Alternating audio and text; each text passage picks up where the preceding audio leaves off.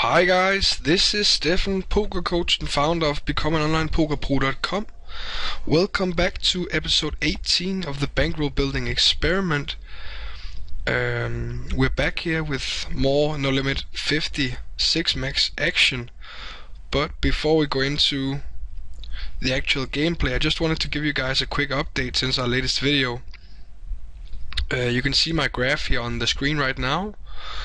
And you can see it says I'm up like $60, but actually I'm up $135. Some hands have not been recorded in Poker Tracker 4 for some reasons. This is not the first time that this has happened, so but it's never really been for such a large amount. But I've decided to write an email to Poker Tracker 4 support to try and hear if they know what's up. I'm guessing it has something to do with me playing heads up a lot, so I guess when some of my opponents they leave right after winning or losing a pot, I guess maybe the hand history isn't really created properly or isn't imported properly, or I don't know, something's definitely not right. So it should say that I'm up 135, and on top of this I've made $122 in bonuses, so overall the result is plus 250 since our latest update, which I guess is fine, considering we've been running below expected value, below EV, which is the yellow line. I'm just gonna remove the showdown, non-showdown lines. They kind of make it confusing. So yeah, this is a bit simpler. It's a bit more easy to understand, but. So this is the results. I've been playing quite a bit, like 13k hands, which is a decent amount, but you know, we've been having the Easter holiday, so I've been using that to play a lot. So the overall bankroll right now is sitting at 1949. I'm just gonna show you the party poker cashier. You can see we have 200 in play because I'm already sat down at 4 tables. So we're actually only $50 away from completing the entire bankroll building experiment, which is quite exciting. Then we would be at $2,000. So from $200 to $2,000, which is enough to take aggressive shots at no limit 100. I'm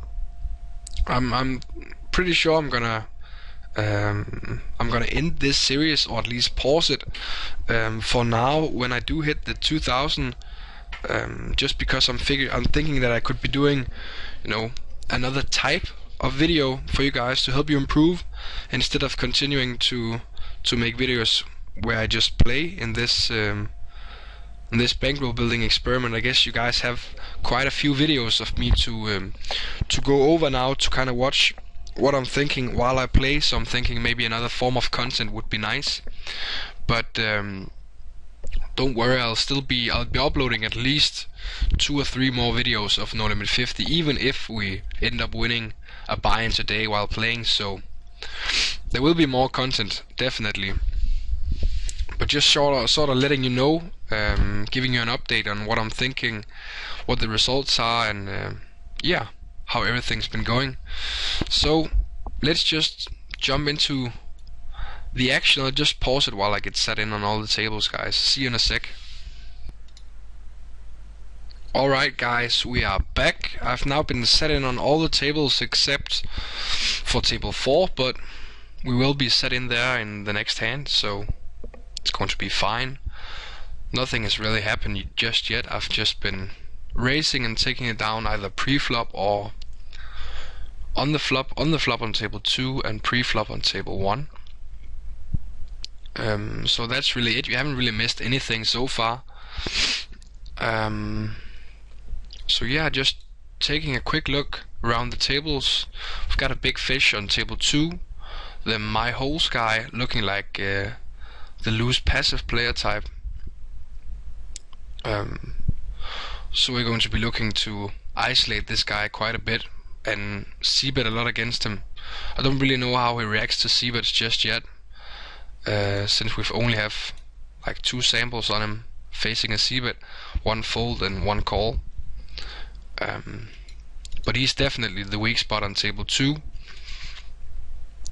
On table 1, this Smythe guy, currently in the big blind, is looking to be our mark on this table. He's only played 7 hands, but he's got pretty loose passive stats, and he's got a small stack, which is often an indicator that you're playing a weak player. And on table 4, we raise ace queen on the button, get 2 callers in the blinds, and we flop the nuts, which is always nice, so we're going to c-bet. We do get a call in the big blind, which is nice. I don't expect him to fold a lot on this turn, really, just because the 8 doesn't change a lot. On the other hand, it kind of gives a lot of his hands extra incentive to call. Say he call with 8-9, like now he has a pair to go along with his draw, and yeah, doesn't really change a whole lot, kind of makes it better for us. Now the jack on the river, I don't really expect him to have 2 pair. I don't really know if I should be going half pot here to get a call from like a king. I think going half pot here is probably best to get calls from kings. I don't really know if he calls a king to a larger bet, so I'm just going to go small in this situation. Like obviously, I don't really expect him to call the 10 on this river very often. So thing I'm really thinking about is how to get calls from kings often, because I guess if we bet very large on that board as it kind of develops, if he's sitting with king queen, I don't expect him to be calling the river a lot, at least not if he's a decent player. He kind of looks like a fish, but we don't really have any information on him just yet. He ended up rivering the flush, which is too bad obviously, but he played it pretty standard, I guess. Like he picked up the flush draw on the turn, he had a pair, he had an open ender, so yeah, he played it decently. I like that he didn't raise me on the river, just because there's a pair on the board and he doesn't even have the nut flush, so I wouldn't really expect him to get called by worse ever. So definitely fine that he didn't raise the river. I think I do like our sizing against an unknown on the river, because I think we're more likely to get a call from a king in that spot if we do bet more towards half pot instead of a larger bet. So yeah, I think we played it well. I think he played it well too. So yeah, I guess that's it. On table 2, raised up the 3s on the button. Didn't c-bet really, because we've got 2 callers in the blinds. I expect their calling range to hit this flop quite a bit. Like I don't expect them to fold any gut shots, so like 8-9, 9-7, ace-jack, ace-queen, king, all kinds of hands. Either have a draw of some sort or a pair, and one of these guys is even the mark on the table, the fish, who I don't expect to be folding a lot at all. So just giving up in a spot like that where we have pocket 3s, we don't really have any outs. We can only really hit another 3, and there's only 2 of them in the entire deck. So I think, just giving up in that spot seems fine. And table 3, we get the gut shot in the limp pot, and as you know, ace high boards heads up, I like to take a stab. So I did fire out a full pot bet on the flop. Now when he does call, like he definitely has an ace some of the time. I do think he also has his fair share of, depending on how bad he is, maybe king highs or like a pair of deuces, or maybe 1-5 or 1-3 that we can get a fold from if we bet again. The thing is, when people are limping, especially people who also have a racing range, which is this guy, like he's playing 117, he's only played 6 hands though, so kind of a small sample, but hands or players who also have a racing range, whenever they're limping, their range is very weak. So the thing is, in these limp pots, even though I only have a gut shot lure, I don't really have a lot of equity, because I'm playing against a guy whose range I know is very weak. I can go ahead and apply a lot of pressure. So, and I do that by continuing to bet big with my equity. Yeah, on table 3, I'm just gonna see bet against this guy. I expect him to call with pretty much anything and everything from the big blind, so his range is huge. And kind of weird on table 2. I'm just gonna fold it for now. And against guys who have very huge ranges, you know, there's obviously so much junk in his range that I expect to get a fold a decent amount of the time. So that's basically my reasoning for betting the flop. Now I could bet this turn again, just because you might get the flush completing might scare him off. It kind of depends on how wide he's calling the flop. If he only ever calls the flop with like a flush draw, a gut shot, or an ace or king pair, then it's obviously bad to bet the turn again now, because I don't expect the fish to be able to fold an ace. I don't really expect him to fold the king either. And a lot of the gut shots now have a pair as well, or they got there, and the flush draw is completed. So against that range, I don't really want to bet again. If he is the type of player who's calling like that flop with any 2 cards or something similar, you know, like yeah, just very weak hands, then I obviously want to apply more pressure by betting the turn again. But I figured since we just stole that pot from him in the limped pot earlier, that I was just going to give that one up until I got some more information on him.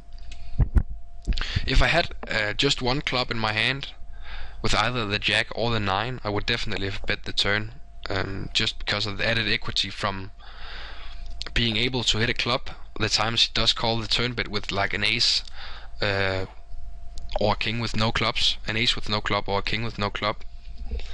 That would kind of be one of the cards that would change my marginal decision on whether I should bet or not on that turn. So just kind of brainstorming there, letting you guys know how it would play different scenarios. So I hope you find that helpful. Ace deuce off, table 3, just a fold in the cutoff. 3 deuce under the gun on table 1 is a fold. And the jack 3, I'm just gonna check my blinds. The collective fold big blind to steal, I like to have it at 160 and above if I want to steal any 2 cards. And against these 2 players, 65 and 33, so definitely not guys that I want to steal any 2 cards against. Basically, you kind of have to design your button stealing range depending on how wide your opponents are defending. And against people who are defending very wide, you're making a mistake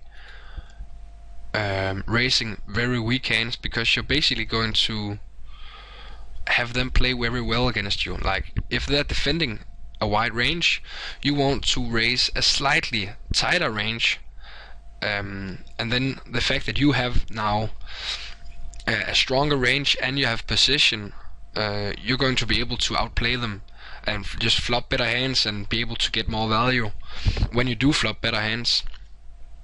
So against people who defend way too much, you either need to know a way to make them fold post-flop. So let's say if people are defending way too much pre-flop but then folding the flop a ton, then you can still open very wide because you're still going to get the fold just at a later point. But against people who are calling or defending a wide range and don't really want to fold the flop or the turn, a crazy high amount of the time. Against these players, you just want to tighten up your range and kind of make it a mistake for them to defend a very wide range. And on the other hand, if people are folding an insane amount, you're going to be making money from these guys when they fold, not exactly when they do end up wanting to play a hand, because most of the time when they're going to be wanting to play a hand against you, they have a huge hand themselves because they are playing so tightly. So against those players, your value is going to come from just stealing a huge range and just taking it down a lot. And whenever they do have aces or kings, they are going to be 3-betting, and they're gonna win a small pot, but that's basically offset by all the times you manage to steal the pot pre-flop. So on table 1, this is a pretty easy fold. I don't really know too much about this guy, but I don't expect him to be bluffing in this spot. And we re-raise the ace king on table 4. I'm just gonna bet half pot on this board. In 3-bet pots, you don't really need to bet any more than half pot. That will pretty much set you up to get all in by the river, which is what you want. Betting any more than that just makes it very hard for you to bluff in some spots.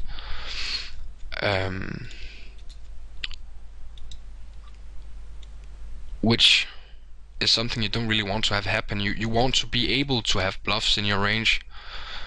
And here we're just going to continue betting. It's pretty straightforward hand. Gonna try and steal with the 10-8 in the limp pot again.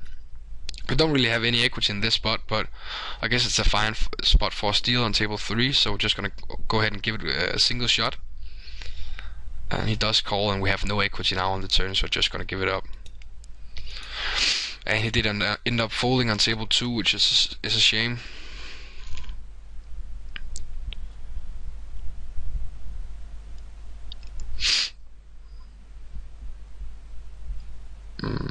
Now it's just a fold on table 3 and a fold on table 4.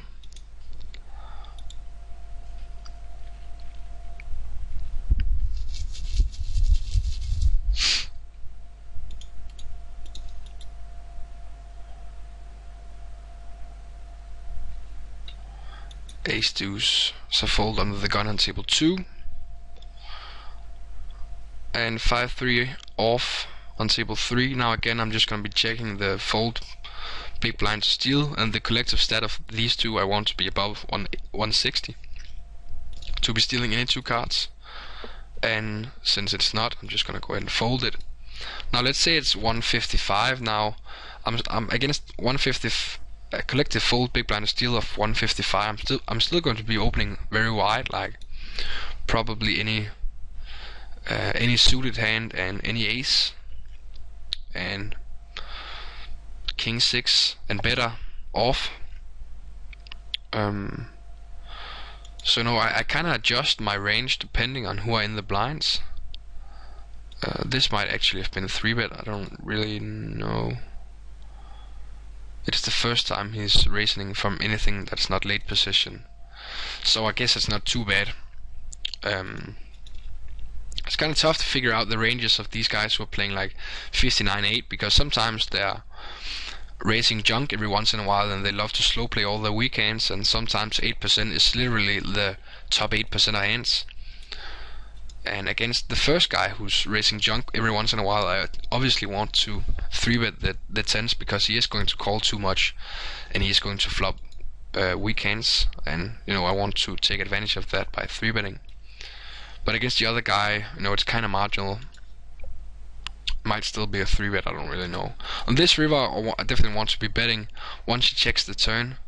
I don't really expect him to have a huge hand most of the time. And against these passive players, you don't really want to depend on them making the bets. So let's say he has pocket 6s or like ace king. He might call a bet with those hands, and I don't really expect him to bet them himself. So going ahead and value betting in that spot is definitely the correct play in my opinion. Now if I had some crazy read about him, that he bluffed a ton of rivers, then obviously I'm going to check it to him, but against a loose passive fish that I don't really know much else about, my default is just going to be betting in that situation. No, seems like we lost connection. Well, that sucks. I can't really see how to fix it. I'm just gonna pause the video for a sec, guys. I'll be right back. Alright, we're back. I think we won the pot on table 3 with the C bet. I don't really remember too much about what else was going on, but I guess this might actually also be the cause of the Poker Tracker 4 import issues. That the hand histories get messed up if I lose connection. I guess that could actually be the case. I guess I'll have to wait and see when they get back to me. Raising up the ace king on table 1 under the gun. It's very standard play. The fish in the big blind, small blind, sorry, calls. This Emoli guy is a very loose passive player. He's playing 38-0, so he's going to be calling with a lot of junk. And this spot is not really the greatest board to see, but actually it's not very good at all. But he is going to be defending such a wide range that he still has to fold a lot on this spot, and even if he does decide to call, we've still got the ace king. So if we ever do hit the ace or the king, we're going to have the top pair with the top kicker, and our ace king is also ahead of some of the hands that might call, like ace jack in this spot, or jack queen, or ace deuce of spades, or hands like that. So c-betting is definitely still fine. On the turn I don't want to continue because I don't expect him to be folding a lot. Yeah, I'd rather just check it down, try to get showdown against the hands like ace queen, ace jack. Same thing applies on the river. I might be able to fold out a 7 every once in a while, but to be honest, a guy like that, I expect him to call quite a bit on the river, and he's definitely not folding the 10-9 like that. So I'd much rather just check back with the ace king and try to win the hand the times where he has got the worst ace eyes and the king jack or other weird stuff that he decided to call without bluffing, just because he's a loose passive player and they don't always consider that they can bluff the river. It's very player dependent though, but some guys will just call like that out of position with like, I don't know, jack 5 for the gut shot with the jack, and the turn will go check check, and they won't even try to bluff the river, which is very weird since you're calling with jack high out of position. You only have a gut shot. You kind of have to try and steal the pot at some point for it to make any sense, but they don't always do that. So sometimes taking the free showdown with the ace king is going to be the best play. Now here in the river, in the limp pot with the 4-3 suited, I don't really want to take a stab at this flop just because it's so coordinated and I expect him to be calling a lot, but when the flop and the turn goes check check, our 4 high is never good by the river, and since he has not bet yet, I'm kind of expecting that at least some of his jacks and some of his 9s are not going to be in his range anymore because he didn't bet at any point. So I'm gonna be 3-betting this on table 4. So therefore I think it's worth it to take a stab with the 4-3 suited.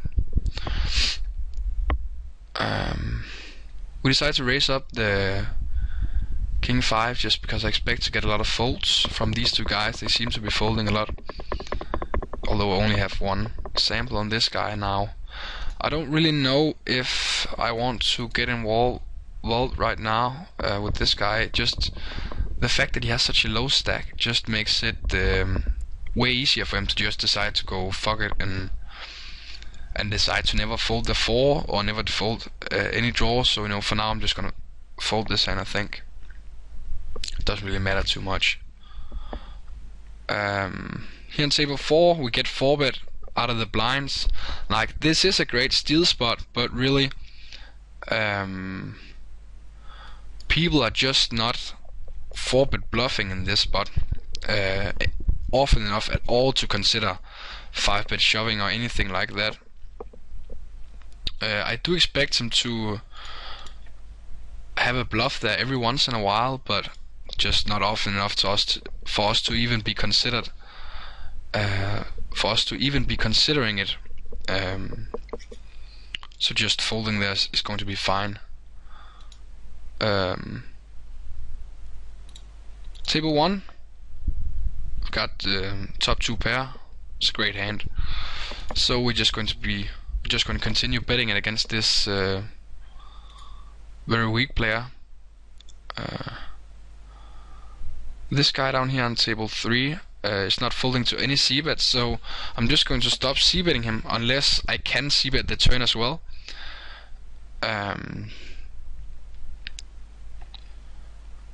Like, I guess I could bet this and then bet the river as well since he checked. I think I'm gonna do that. Table 1. I guess he could have a deuce sometimes. I think he has a misdraw a lot here. So I don't really expect him to.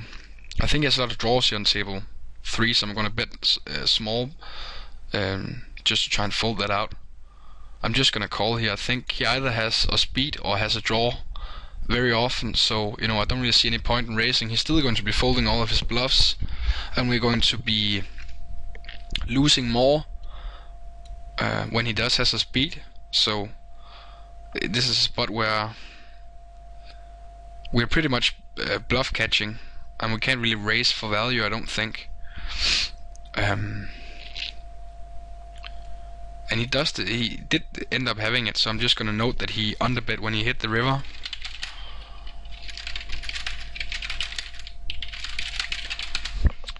Which is going to be helpful note later if you continue playing that guy, and the bluff on table 3 ended up working, so that's always good. I'm just gonna fold this hand, the ace jack on table 4, because I just got caught in a bluff. And I think this is going to be it. We've been going for like 27 minutes, so I'm just gonna wrap it up right now. So yeah, that's an update on my progress. I hope you guys liked it. I hope you guys liked this video. If you did, please give it a like, give it a thumbs up down below, and subscribe to my channel if you haven't already, and comment if you have any questions, anything to ask, anything to say. I read everything. And finally, go check out becomeanonlinepokerpro.com if you haven't already. There's a lot of great stuff on there. One of those things is my e-course on how to play winning online poker, which I definitely recommend you check out. And yeah, I think that's it, guys. Until next time.